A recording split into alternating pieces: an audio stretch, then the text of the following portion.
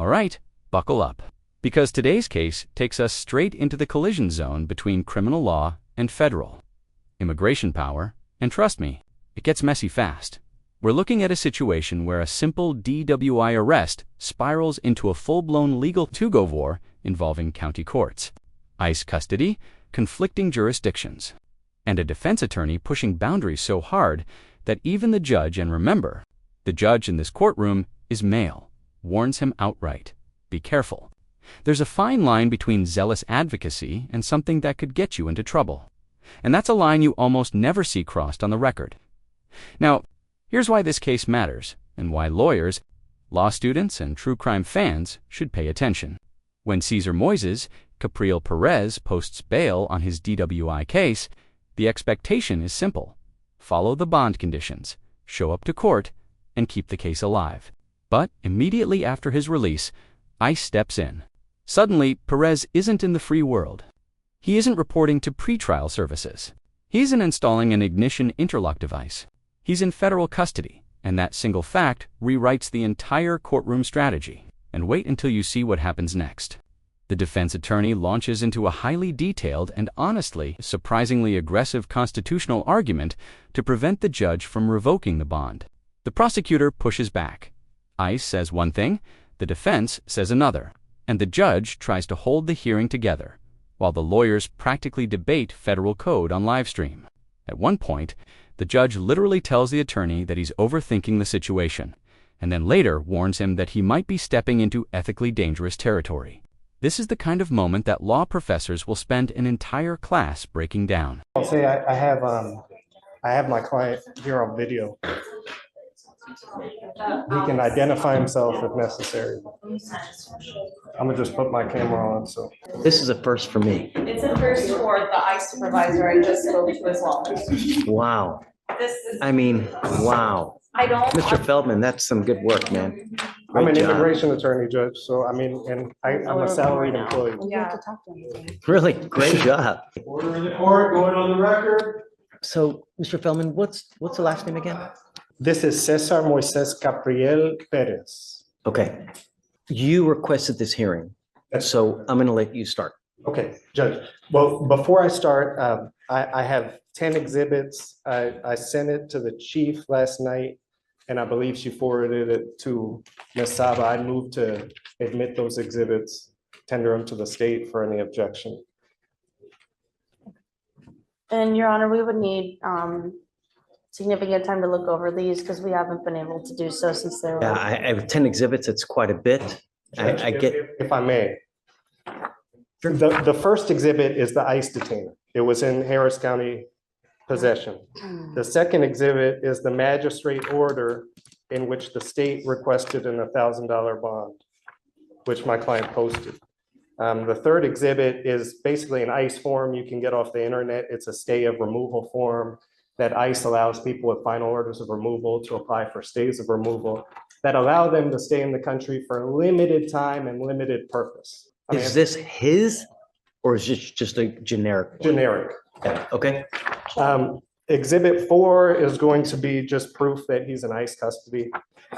Exhibit 5 is the bond condition violation report. Exhibit 6 is from the DA portal, just showing the release time from the jail to prove that he was released to ICE. Exhibit 7 is the cash bond that defendant's wife posted. Exhibit 8, to be honest, is unnecessary. Okay. Could withdraw Exhibit 8. Exhibit 9 is a sample order of supervision you can get off the internet. It's just standard ICE form. And Exhibit 10 are this court's procedures that are available on its website about failure to appear and non-appearance. Those are the 10 exhibits. So for purposes of the defendant, so record, I want to make it clear that Mr. Feldman has his computer, and it looks like I can see the defendant there, and it looks like he can look at us as well, but there's no translator. So does he understand what's going on? That is correct, Judge. I do not believe he understands what is going on. So now state, how do you respond to the exhibits? Judge, I did not get these exhibits until my chief forwarded them to me while I was in docket today, earlier this morning. I'm gonna need time to review these. I'm not an immigration attorney, so I'm unfamiliar with these documents. I would ask for at least a day just to, or, I mean, if you don't wanna roll it to tomorrow, just like an hour or so I can read through it. Sure, of course. I spoke to the ICE supervisor, judge, the one handling his ICE case. His name is Jeff Hudson. I relayed defense's requests for an order of supervision, and the officer said, he declined the request. He said that there would be no way that they would release defendant, given that he is a flight risk, and his assault charge makes him a community risk as well. He also advised that the defendant has been deported before. He advised that the only way to get the defendant over to this court is if you issue a bench warrant, and then they would review that warrant and decide whether or not they would transport him over. Try to work out the possibility of the defendant giving a virtual plea, but in terms of them releasing him. But we need a thumbprint. You know, I need a thumbprint. I need his signature. Yes, Judge. There's no translator there for him now. Yes, Judge. The officer did also tell me respectfully that we don't really have jurisdiction to litigate this immigration issue. Sure. What you want is you do not want me to revoke his bond. That is correct, Judge. You want me essentially to hold this case open because he's going to get deported, right? That is my understanding, Judge. Essentially, what you want me to do is you want me to hold this case open indefinitely. Judge, if I may. Okay. Look, to me, for this court to revoke its bond based on these circumstances, I'd like to constitutionalize the objection. I think it would be, a violation of equal protection, procedural due process. I think it would be a violation of Section 11 of the Texas Constitution, which say that all prisoners shall be bailable. Section 13, which say that excessive bail shall not be required. Section 19, which says that no citizen of this state, I don't think they mean US citizen, shall be deprived of liberty, which this would be doing by revoking his bond, without due course of the law of the land.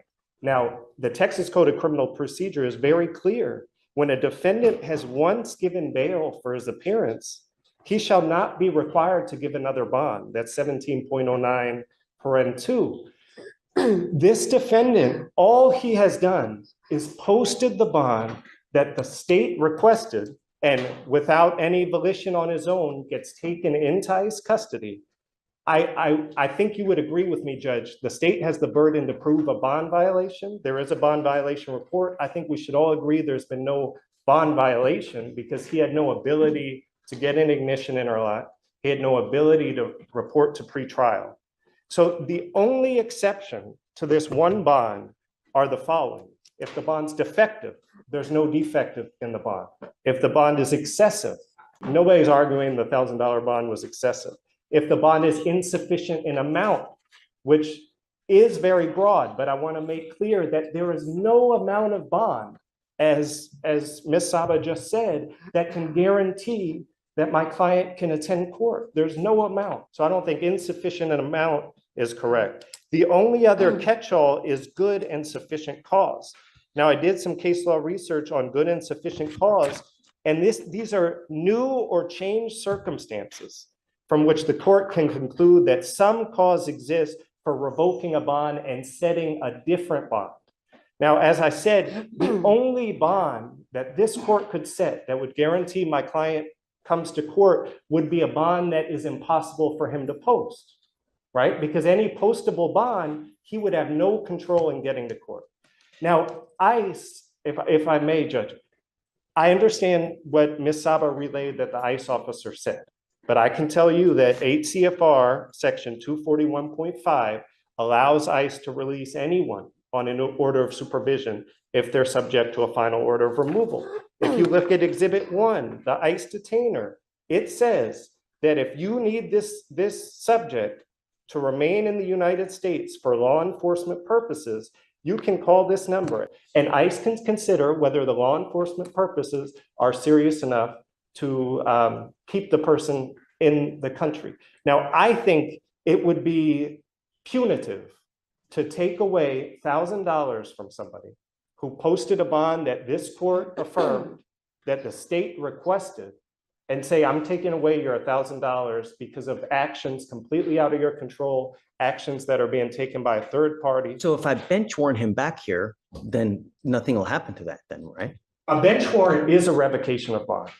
Because if you bench warrant him, basically you're asking the sheriff to go get him, or you're asking ICE to bring him. ICE has already told Ms. Saba, we're not bringing him. The sheriff, if they go recover him. No, they haven't said they said they were going to think about it, that they were going to look at it. They didn't say that they weren't going to. Well, then let me clarify, Judge. If you want to bench warrant and be clear in that bench warrant that this is not a revocation of bond, I have no objection to that bench warrant. It's my opinion. You had an objection last time to the bench warrant. I have thought about it some more, Judge. If you bench warrant him, but there's no revocation of bond, I have no objection. Well, then we're all happy. Now pause right here, because this is one of the most critical turning points in the entire hearing, and honestly, one of the most misunderstood legal intersections the public rarely gets to see play out in real time.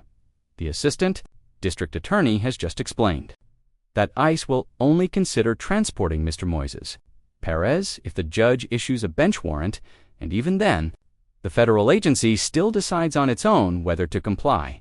That's the key. The judge has zero authority to force ICE to do anything. This isn't county jail to county jail transport. This is local versus federal, and federal always wins that jurisdiction battle. So right here, the courtroom enters a strange gray area where everyone is technically doing their job, but nobody actually controls the outcome.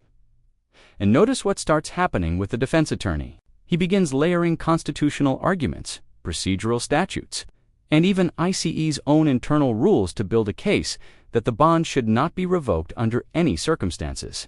Why? Because if the bond stays intact, he can later argue that his client should be released based on that 48-hour ICE detainer window. Whether that would actually work is debatable. And the judge, who is male, immediately pushes back. But you can see the attorney's strategy forming like a chess play unfolding 3 steps ahead. Meanwhile, the prosecutor is caught in the middle. She's relaying what ICE said, but she also has to protect the state's interests. If the defense attorney is maneuvering toward a loophole that could get the defendant unexpectedly released, the state cannot let that slip by. This is why she repeatedly clarifies ICE's position and the court's lack of jurisdiction, not just to inform the judge, but to document it on the record. This entire exchange shows how quickly a routine bond violation hearing can transform into a complex legal negotiation involving immigration law, state authority, federal procedure, and courtroom strategy. Every word matters. Every position affects the next move. And every time the defense pushes harder, the tension in the room shifts. You can almost feel the judge trying to maintain control while weighing the consequences of every possible ruling. So here's the question for you. Is the defense attorney being brilliantly strategic or dangerously reckless? Tell us what you think in the comments. But I can email it to him directly this morning if you do that. That's incredibly expeditious, because I tell you what, literally when we issue a bench warrant, it takes a while to get to the appropriate person. It takes forever for them to think. It takes 3 months to bench warrant. Judge, So this is really expeditious. I provided all the information, contact information for the ICE officers. Judge, Great. actually, So that helps, Mr. Feldman, Judge, just to clarify, the officer that defense tried getting me in touch with was not in charge of this case. Upon sending a message to that officer, he connected me to the supervising officer for this case. Good job That's a different- to both of you guys. You both did good. The I would just idea, ask to be CC'd on all communications. sure, of course. Yes, that's- There's, everything's transparent here. No one hides anything. And, but there's no that, verification. so whenever, I guess when you send it via email, just if you don't mind CCing him, Yes, sir, Yes. we always CC. Yes, So- sir. Of course, Yeah. Judge. you're happy with that? Yes, Judge, as long as there's no Is happy revocation. too? Yes, Judge. Wonderful. Thank you, Thank you, sir. Judge. Makes it for such a great, Thank you. I appreciate it, Judge. off the record. Judge Fleischer agrees to issue a bench warrant without revoking Mr. Moises Perez's bond, at least for the time being. However, while in court, Mr. Feldman neglected to reschedule the hearing for a date that Mr. Moises Perez could attend if ICE decided to comply with the bench warrant. Later that day, Judge Fleischer's coordinator called Mr. Feldman, and he appeared on the record with Judge Fleischer via video conference. Yes, Judge, give me 1 second. I'm just trying to get my video There Okay, it take is. your time. What's going on? Okay, I apologize. I forgot to get the case reset, so your coordinator called me It's okay. about I that. was gonna set it off around 2 weeks, just to give or Okay. take. Um, My only concern is that, my biggest issue was that there be no bond revocation. I'm thinking about this logically. If you bench warrant him without a bond revocation, if the sheriff recovers the body, they should have to release the body because he's on bond. no. He has an ICE detainer. He cannot leave custody. He will continually be in custody from one time until he gets here. At no point are they ever going just to release him in the free world. I understand, Judge, but what the sheriff is going to say is they're going to say we need a capias, and the capias can only issue if there's a bond revocation, What leads you to that conclusion? because I've seen it in other cases. Or I the will tell sheriff- you that every time I have bench warranted someone here, we either get them or we don't. I have never had someone released when they have an ICE detainer. I don't think he'll be released, but I guess my point is, let's say you bench warrant him. He's posted bond already, right? So he gets put in the county jail. He's on bond. He still has the ICE detainer. Right, I understand. But when you post bond with an ICE detainer, you can be held for up to 48 hours. So basically, you would be authorizing the sheriff's office to take custody of him for 48 hours maximum. His bond isn't revoked. Correct. I can do one of two things. I can either bench warrant or I can revoke the bond. It is duplicitous to do both. So typically we do one or we do the other. I'm just going to bench warrant him back here. They're going to send the bench warrant to the person at immigration. Hopefully that will expedite the process, but I don't know how long it'll be. If they bring Mr. Perez back, we should get him back here and we will talk with him the next business day. I think you're overthinking this, Mr. Feldman. Judge, I'm looking at the code, right? 1503 gives you the authority to bench warrant, right? What do you want me to do? I don't want the bond revoked. I'm not revoking the bond. All I did was issue a bench warrant. I'm not revoking the bond. It will remain intact. Will he be held at no bond? No, he'll just be here, held at the $1,000 bond, saying bond made, but the ICE detainer keeps him here. But the ICE detainer is only valid for 48 hours. Not that I've seen. We have people here that sit here months on an ICE detainer. Your Honor, the detainer itself says so. They sit there months on the ICE detainer because they haven't posted bond. I don't know what to tell you, Mr. Feldman. As soon as we get them, we'll try to do what we can. Can you put something in the bench warrant that specifically says bond is not revoked? I don't know. I mean, I'd have to reach out to my staff lawyer to figure out what kind of implication that would be. But I'm telling you, I'm not revoking the bond. I don't know what else I can tell you to give you assurance that I'm not revoking it, you know?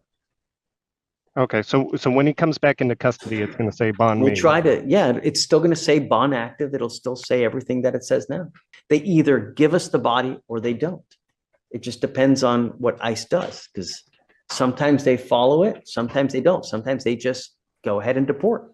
I've seen it both ways. And Judge, when I spoke to his officer this morning, the one handling the ICE case, he told me whenever they receive bench warrants, they don't always, Comply. they don't always comply. I can speak to him and try to get him here, but at the end of the day. First, no. they're gonna do But what they first, want. talk to your superiors to see, is that going above and beyond? Because I don't want you to do anything that's going to get you in trouble. That's true. Remember? So And that's what I was always trying to tell the consider, before you because that's a lot. Yeah, I don't want you to do anything that's going to get you in trouble because you have certain boundaries and certain things that you got to do as well, like I and like him. So we'll give you a copy of it. okay. Reach out to your people and see, hey, is this okay? If so, then yeah, send it, right? Okay.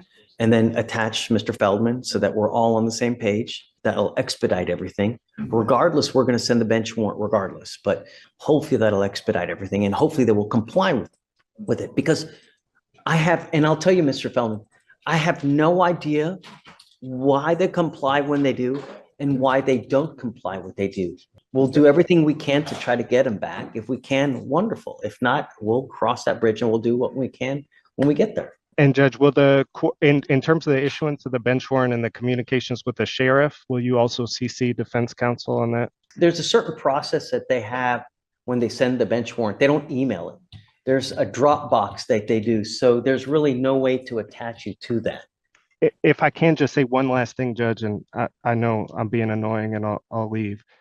No, Mr. Feldman, we have thick skin. You're not annoying. You're doing your job, and I'm not going to begrudge you for doing it. Okay. What I would guess is that in cases where you bench warrant and the person's sitting in jail waiting for the hearing, my guess is that the sheriff has revoked bond. Sheriff cannot revoke a bond, Mr. Feldman. I agree with you, Judge. I agree. They can't. But I'm just saying that when you're in jail and you post bond and you have an ICE detainer, the county can hold for 48 hours. And you're telling me that you see it When we bench warrant them back, it's different. When we bench warrant them back, we will get them and they'll stay here. And I'm telling you that from the experience that we've had. Right, I understand. But I'm just saying, if he gets bench warranted back and he has a valid bond, I'm going to go to the sheriff's office and I'm going to tell them that y'all have 48 hours to keep him on the detainer because he can't be held at no bond. What I want is no bond revocation. Hey, don't overthink it. You're perhaps maybe putting fuel on a fire. I don't know. I don't know what you want, but we're going to follow a process that we've always done. I'm not going to deviate from it. I'm not going to do anything special for your guy that I wouldn't do to anyone else in the entire world. I'm going to follow the law, and I'm going to continue the way that I see that it should be done. And the way is we either revoke or we issue the bench warrant. We're going to try to get the body back. If for some reason someone releases him or whatnot, we'll deal with that, how that happens. But they're either going to give him to us or they're not going to give him to us. I mean, if you're telling me that you're going to go to the sheriff's office and demand that they release him within 48 hours, I got to go upstairs and talk to a couple people to see how to go forward on this thing. It's a new one to me, you know? And Judge, at that point, the state would ask that we revoke the bond, if that's what defense is planning to do. Then let's just see what happens, Judge. Judge, we're gonna need. But I have a feeling that you're now going to the sheriff's office to demand his release within 48 hours of recovery. This is putting us in a compromising position as well, because if this is what defense is planning to do, we need to let ICE know. We may need to do that. I need to check with my superiors. I don't have a problem with letting ICE know. I don't know what to do here, Judge. I thought we were doing the no revoking the bond as a favor to defense because this isn't customary when we issue a bench warrant. But if defense is going to, in a way, abuse that to get him released, then the state is taking issues with that. I do too. Judge, I wouldn't be abusing it. I mean, if that's what you're going to do, I'm going to end up revoking the bond, I guess, you know, because I think that you're trying to go behind our backs. It's, you know, Well, you know, Judge, why don't we do this? Why don't we do this? Why don't we do the bench warrant as needed?